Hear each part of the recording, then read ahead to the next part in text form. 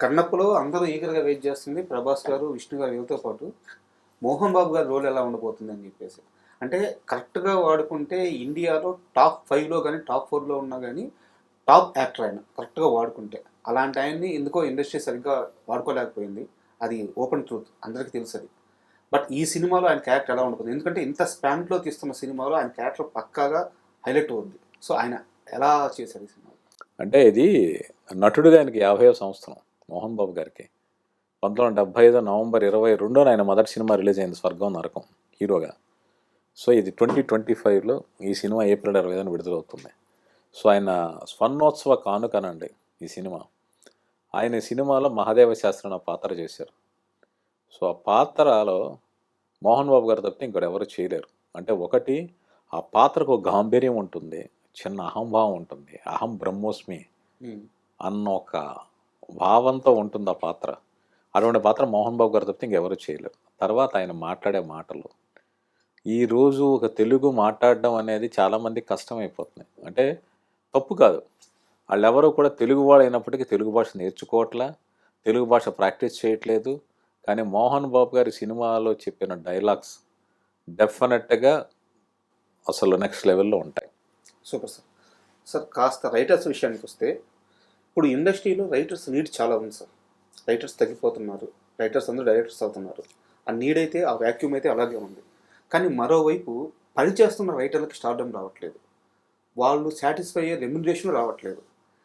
ఇది ఎలా సమన్వయం చేయాలంటారు? అంటే మీరు అన్నారు రైటర్స్ లేరు, రైటర్స్ ఉన్నారు, రైటర్స్ని వాడుకోవట్లా. హ్మ్. రైటర్స్ లేకపోవడం కాదు, ఈ సినిమా ఇండస్ట్రీలో ఉన్నారు, బయట ప్రపంచంలో ఉన్నారు, కథలు నవలు రాసేవాళ్ళు ఉన్నారు, నాటకాలు రాసేవాళ్ళు ఉన్నారు, లైక్ ఇంకో రకరకాలుగా రాస్తున్న వాళ్ళు ఉన్నారు. వాళ్ళ టాలెంట్ స్పార్క్ గుర్తించి ఎంకరేజ్ చేసేవాళ్ళు తగ్గిపోతూ ఉన్నారు. ఇది ఒక పాయింట్. తర్వాత ఏంటి అంటే రైటర్స్ తగినంత క్రెడిట్స్, తగినంత రెమ్యునరేషన్స్ ఇవ్వకపోవడం వల్ల రైటింగ్ ప్రొఫెషన్ మీద ఎక్కువ కాలం ఎవరు ఉండట్లా. సార్ ఒకటి రెండు సినిమాలకు పనిచేసి దాని మీద వచ్చిన పేరుతో డైరెక్టర్ అయిపోదామని ఆలోచిస్తున్నారు తప్పితే ఎవరు రైటర్గా కంటిన్యూ అవ్వాలని ఎవరు చూడడం లేదు. అది మేజర్ ప్రాబ్లం. రైటర్స్‌లోనే ఇంకో సమస్య ఉంటది సార్. ఇప్పుడు మనకేందంటే ఇండస్ట్రీలో ఒక టెంప్లేట్ ఉంటది. ఆ టెంప్లేట్‌లో కథ నిరికించాలని చెప్పి చాలామంది ట్రై చేస్తుంటారు. లేదా అంతకు ముందొచ్చిన సక్సెస్ రిపీట్ చేసి అదే స్టోరీను అలాంటి ఒక టెంప్లేట్‌ను రిపీట్ చేసి సక్సెస్ కొట్టాలని ట్రై చేస్తా ఉంటారు.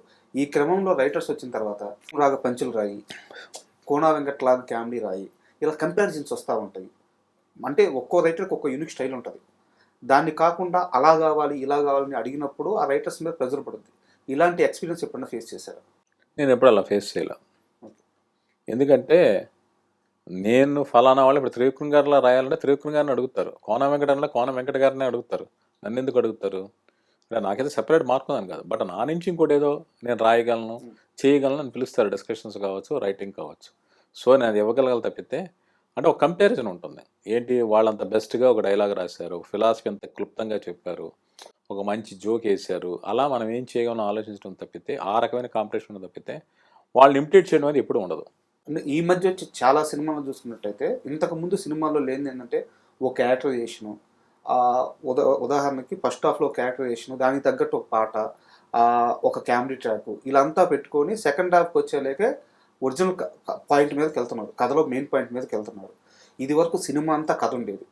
ఇప్పుడైతే ఈ ఫెసిలిటీ వచ్చింది. బట్ సమస్య ఏమవుతుందంటే ఎక్కడైతే కథ చెప్పాలో అక్కడ సినిమాలు పోతున్నాయి. మీరు పనిచేసిన 'హరీష్ శంకర్' గారు కూడా అదే తప్పు చేశారు. మన రీసెంట్ మూవీ. ఫస్ట్ హాఫ్ అంతా చాలా నీట్‌గా తీశారు. 'రవితేజ' గారి సినిమా మొన్న 'బచ్చన్'. ఎక్కడైతే కథ చెప్పాలో సెకండ్ హాఫ్‌లో అక్కడ తేలిపోయారు. రీసెంట్‌గా వచ్చిన 'విశ్వక్ సేన్' గారి సినిమాలు కూడా అదే సమస్య. కథ చెప్పాల్సిన దగ్గర తేలిపోతున్నారు దర్శకులు. మిగతా అంతా బాగా తీస్తున్నారు. దీన్ని ఎలా చూస్తారు మీరు? అంటే ఆడియన్స్కి టెంప్లెట్ స్టోరీ టెల్లింగ్ అని నచ్చట్లా. ఓకే.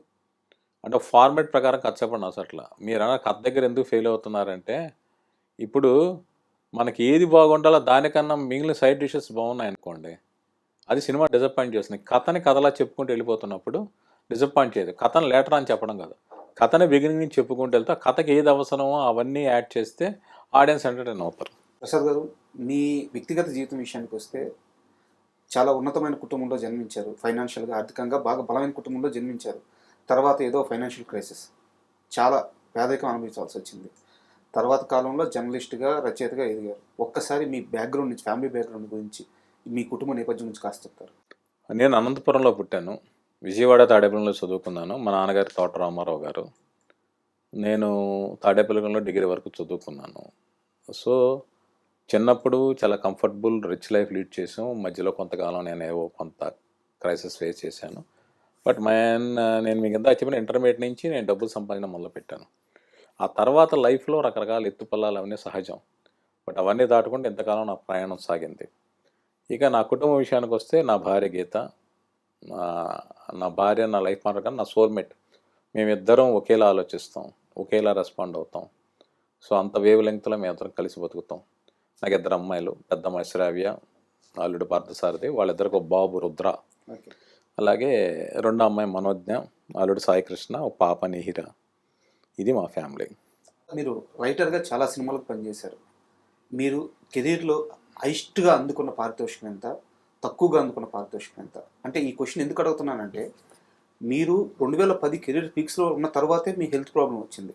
అలాంటి సమయంలో మీ హెల్త్ ప్రాబ్లం మీరు ఫైనాన్షియల్గా బేర్ చేయలేని సిచ్యువేషన్ అంటే, ఒక రైటర్కి ఎంత మినిమం అమౌంట్ ఇస్తున్నారో తెలుసుకోవాలని. అలా కాదు. ఇప్పుడు నా ఇల్లు హెల్త్ అనేది లక్షలాది రూపాయల ఖర్చుతో కూడుకున్నది. అది సార్, నా రెమ్యునరేషన్ తక్కువ అని కాదు. నేను అప్పుడు మార్కెట్ రేట్ ప్రకారం నేను మంచి రెమ్యునరేషన్ తీసుకుంటున్నాను. నా రెమ్యునరేషన్ తక్కువ అయ్యో, నేను డబ్బులు సంపాదించో కాదు.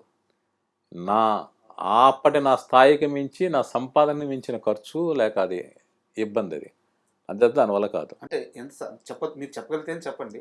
అంటే అంటే ఇప్పుడు తీసుకున్న అమౌంట్ ఎంత, తక్కువ తీసుకున్న అమౌంట్ ఎంత? ఇప్పుడు తక్కువ తీసుకుంది అంటే నేను ఇప్పుడు చెప్పలేను. తక్కువ తీసుకుంది అంటే ఇప్పుడు నా ఫస్ట్ రెమ్యునరేషను 1,75,000, ఓకే. 143కి. నా హైయెస్ట్ రెమ్యునరేషన్ 40 lakhs. అది ప్రాజెక్ట్ ఇంకా రిలీజ్ కావాలి. సో, అని తీసుకున్న రెమ్యునరేషన్ అది. సార్, నెక్స్ట్ నా క్వశ్చన్ కూడా అదే. ఫ్యూచర్ ప్రాజెక్ట్స్ ఏంటి? అంటే మీకు ఇందాక చెప్పినట్టు విష్ణు గారు నన్ను పిలిచిన కారణం వేరే. ఒక 8 ప్రాజెక్టులు ఆయన ప్లాన్ చేశారు. సో, ఆ 8 ప్రాజెక్టులు జరగబోతున్నాయి. దాని తాలూకు వర్క్ ప్యారలర్గా జరుగుతూ ఉంది. అన్నప్పుడు సినిమా అయిపోయింది.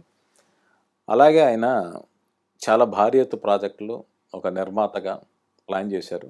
వాటిలో ఆయన నటించవచ్చు, నటించకపోవచ్చు. ఇంకా ఆయన ఏమి నిర్ణయం తీసుకోవాలా. ఆ స్క్రిప్ట్ వర్క్లు నాకు అప్పచెప్పారు. వాటి తాలూకు ట్రీట్మెంట్, స్క్రీన్ ప్లే వర్క్లు చేస్తూ ఉన్నాను. నేను ఇన్నేళ్ళ ప్రయాణంలో నేను రకరకాల అగ్ర హీరోలందరినీ కలిశాను. ఒక జర్నలిస్ట్గా ఇప్పుడు చిరంజీవి గారు కావచ్చు, మోహన్ బాబు గారు కావచ్చు, బాలకృష్ణ గారు, నాగార్జున గారు, వెంకటేష్ గారు, ఇలాంటి జనరేషన్తో ఒక జర్నలిస్ట్గా అసోసియేషన్ సాగింది. బట్ నాగార్జున గారితో సూపర్, వెంకటేష్ గారితో చింతకాయల రవి సినిమాలు పనిచేసాం, మోహన్ బాబు గారితో ఇప్పుడు కన్నప్ప చేస్తున్నాను. బట్ ఇప్పటి టాప్ స్టార్స్ అందరితో కూడా నేను రైటర్గా పనిచేసే అవకాశం నాకు దొరికింది. మహేష్ బాబు గారు గోస్ట్ రైటర్గా చేశాను, ప్రభాస్ గారు, రామ్ చరణ్ గారు, అల్లు అర్జున్ గారు, ఎన్టీఆర్ గారు, వీళ్ళందరితో నేను కలిసి పనిచేసే అవకాశం నాకు దొరికింది. రాణా గారు, ఇప్పుడు విష్ణు గారు. విష్ణు గారి తాలూకు ప్రత్యేకత ఏంటంటే 3 ఏళ్ల నుంచి నన్ను చాలా చాలా బాగా చూసుకుంటున్నారు. ఈ మాట నేను ప్రత్యేకించి ఎందుకు చెప్పాలి అంటే, ఆయన వచ్చినప్పుడు ఒక మాట అన్నాడు. ఆయన మిమ్మల్ని బాగా చూసుకోవాల్సిన బాధ్యత నా మీద ఉంది అన్నాడు. బాగా చూసుకోవాల్సిన బాధ్యత అంటే ఆయన నా ఎక్స్పీరియన్స్కి, నా రైటింగ్కి ఆయన ఇచ్చిన రెస్పెక్ట్, అది నేను మర్చిపోలేను. ఒక చిన్న ఎగ్జాంపుల్. చెప్పండి. మొన్న శ్రీకాళహస్తి శివరాత్రి ఉత్సవానికి వెళ్ళాం మేము అందరం. అది దర్శనానికి మోహన్ బాబు గారు, విష్ణు గారు, డైరెక్టర్ ముఖేష్, ఇంకా మిగిలిన యూనిట్ ఆర్టిస్టులు, కొంతమంది టెక్నీషియన్స్ అందరూ లోపలికి వెళ్తూ ఉన్నారు. ఒక పక్కన పోలీసు సెక్యూరిటీ, ఇంకొకటి బౌన్సర్ సెక్యూరిటీ. అనుకోకుండా ఏమైందంటే ఒక చోటకు వచ్చేటప్పుడు పోలీసు నన్ను ఆఫీసర్, ఓకే. మిగిలిన వాళ్ళందరూ లోపలికి వెళ్ళిపోయారు. విష్ణు గారు లోపలికి వెళ్ళి తోటప్రసాద్ గారు ఎక్కడ అని ఉన్నాడు. కానీ నేను వెనక పడిపోయాను తెలిసి, నన్ను ఆపేసాను తెలిసి, ఆయన మళ్ళీ క్యూలోంచి వెనక్కి వచ్చి నన్ను ఆపిన చోట అక్కడ ఉన్న వాళ్ళకి చెప్పి, ఆ స్టాఫ్కి చెప్పి నన్ను మళ్ళీ లోపలికి తీసుకెళ్ళారు. ఆయన ఒక చిన్న విషయంలో కూడా నా పట్లే కదా, ఆయన ఎవరి పట్ల తీసుకునే కేర్ అంతా. తర్వాత ఏంటి అంటే ఆయన అన్నట్టు ఏంటి అంటే, ఇక నేను వేరే విషయాలు ఆలోచించాల్సిన టెన్షన్ నాకు ఉండదు. అంటే క్రెడిట్ ఏమేస్తారు, డబ్బులు ఎప్పుడు వస్తాయి, ఎంత ఇస్తారు, ఈ టెన్షన్ నాకు ఉండదు. అలాగే ఒక స్క్రిప్ట్ మన పని మనం చేసుకునే అంత కంఫర్ట్ జోన్ నాకు ఇచ్చారు విష్ణు గారు. సో, ఇది నా టాప్ ప్రయారిటీ ఇప్పుడు నేను చేస్తున్న వర్క్లో ఉన్నాయి. సో, ఈ బహుశా విష్ణు గారితో ప్రయాణం కొంతకాలం కొనసాగుతుందని నేను ఆశిస్తున్నాను భగవంతుడి దయతో. అలాగే యోగేష్ కేఎంసీ అని నా ఫ్రెండ్, నాకు ఇండస్ట్రీలో బెస్ట్ ఫ్రెండ్ ఆయన నేను కలిసి ఒక స్క్రిప్ట్ రాసాం. ఇద్దరం కథా స్క్రీన్ ప్లే రాసాం. సంయుక్త మీనన్ గారు హీరోయిన్, రాజేష్ దండా గారు ప్రొడ్యూసరు. మన అక్టోబర్లో ఓపెనింగ్ జరిగింది. ఓకే. రెగ్యులర్ షూటింగ్ నెక్స్ట్ మంత్లో స్టార్ట్ అవుతుంది. ప్రస్తుతం డైలాగ్స్ రాస్తున్నాను. సో ఈ ప్రాజెక్ట్ స్టార్ట్ అవబోతుంది.